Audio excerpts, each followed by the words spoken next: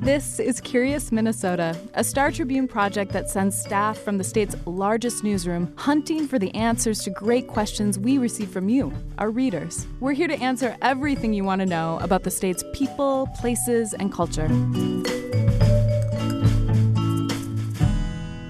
Welcome to Curious Minnesota. I'm your host, Eric Roper. Today we're delving into a fundamental Minnesota question. How did Minnesota become the Gopher State? From the university's Goldie Gopher to the state fair's Fairchild mascot, Minnesota has embraced this rodent as one of its core state symbols. But why gophers? Reporter Mary Lynn Smith joins us to talk through the details. We've referenced some historical illustrations and newspaper articles in our conversation, and I will leave links to them in the show notes in case you would like to check them out yourself. Hope you enjoy the show. All right, I'm here with Mary Lynn Smith, who wrote this story for us in October 2019. So, Mary Lynn, let's just set the stage to start with. We talk about Minnesota as the Gopher State. Are we officially the Gopher State? No, we're the North Star State. Okay. That was set in stone in 1861. But Gopher State is sort of our informal nickname. It's sort of a colloquialism that's existed for a long time, right? So it goes back to the 1850s. Gophers were pretty plentiful in the state, and they were also a nuisance to farmers because they burrowed deep into the ground. They created mounds, so they were pretty notorious in that regard. Right. We found a clip here from the Minnesota Pioneer in 1852. This was a description of the land between Lake Pepin and what's now the Twin Cities. And it said, "The greatest enemy the farmer will find here is the gopher. The ground is literally plowed by them, so much so that in many places their excavations made it difficult for us to proceed on horseback." So clearly just sort of spelling out how frustrating they can be. So in 1856, we found another interesting newspaper clip from the Minnesota Weekly Times, and there was sort of a reader submission. What was that showing? Well, apparently the gopher was beloved by some, even though it was a nuisance for others, because in that year, a reader wrote in and suggested that maybe we be called the Gopher State. Well, the paper didn't like that idea and sort of dissed it and said, no, let's go with the North Star State. Right. They said, we do not like the name. Let it be the North Star or something equally as appropriate, but gopher is certainly not in taste. Moving forward, now we get to where the Minnesota Historical Society has said that really the origins of the actual Gopher State colloquialism are. And this has its roots in a financial panic and recession of the 1850s, 1857 and 8. So talk a little bit about what was happening there. There were hard times in Minnesota, and they were kind of relying on the railroads to save them. And to do that, the state lawmakers wanted to amend the Constitution, and they wanted to issue bonds and loan millions of dollars to railroad interests. But not everybody was a fan of that. And that would be St. Paul artist R.O. Sweeney, who drew a political cartoon. And he drew the legislators as gophers with human heads, and they were pulling a railroad car full of bondholders. We should just note that we'll have a link to this in the show notes, but this is more than just what we think of today as a political cartoon. It's almost like a graphic novel. I mean, there's so much going on this large sheet here of little details, and each one kind of has its own little meaning to it. So it's really kind of fascinating.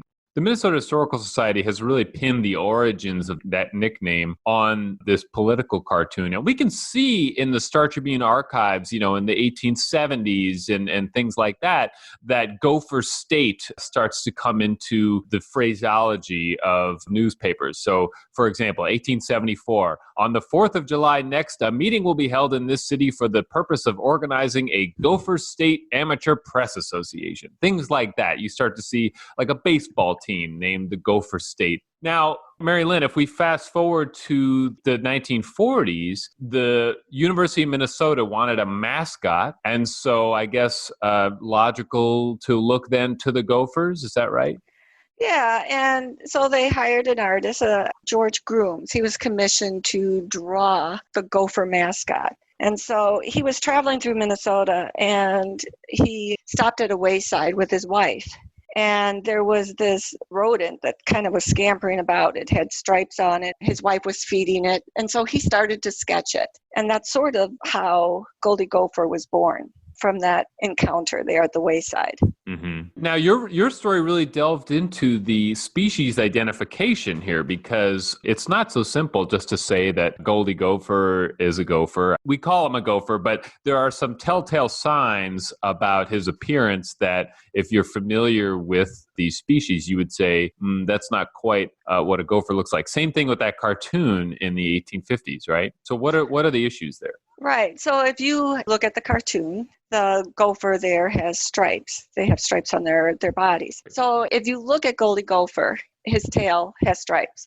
If you go to the state fair mascot, Fairchild, has stripes also on his tail. The problem is that gophers really don't have stripes. There are rodents in Minnesota that do. The 13-line ground squirrel has stripes on his body. The chipmunk has stripes.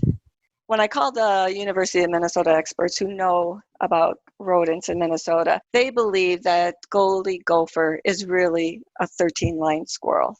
A 13-lined squirrel? That's right. And so that's just another rodent that looks a lot like a gopher? Yeah, they're all very cute, beady-eyed little creatures that run around the ground. And the researcher that I talked to thought, well, it's a 13-line squirrel, but no harm done, right? It was just a case of rodent misidentification.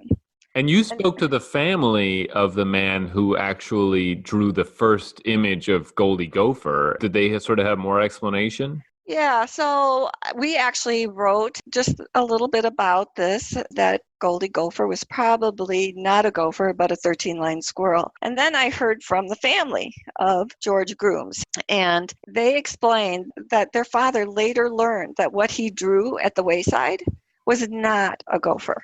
It was a chipmunk. And they sort of just kept this as a family secret, and they figured no harm, no foul. Wow. This is turning into a mystery here. Exactly. We know for a fact that Goldie Gopher could not be a gopher because he has stripes. His stripes are a dead giveaway. Mm-hmm. But whether he's a 13-line squirrel or a chipmunk, maybe that's just in the eye of the beholder. Because gophers do not have stripes generally. They don't have stripes. He had the first image of this, but then there were many others, many other iterations of the mascot. Did they all kind of follow the same pattern? Yeah, over the years, Goldie has transformed, from the smiley, happy guy to a more muscular guy. And then they sort of ratcheted that back, that he was a little too mean looking, and they went back to a hefty but friendly looking Goldie with stripes. So what we should clarify, though, is that gopher is actually a sort of a complicated term. There is a proper gopher, which I believe is the pocket gopher. Is that right?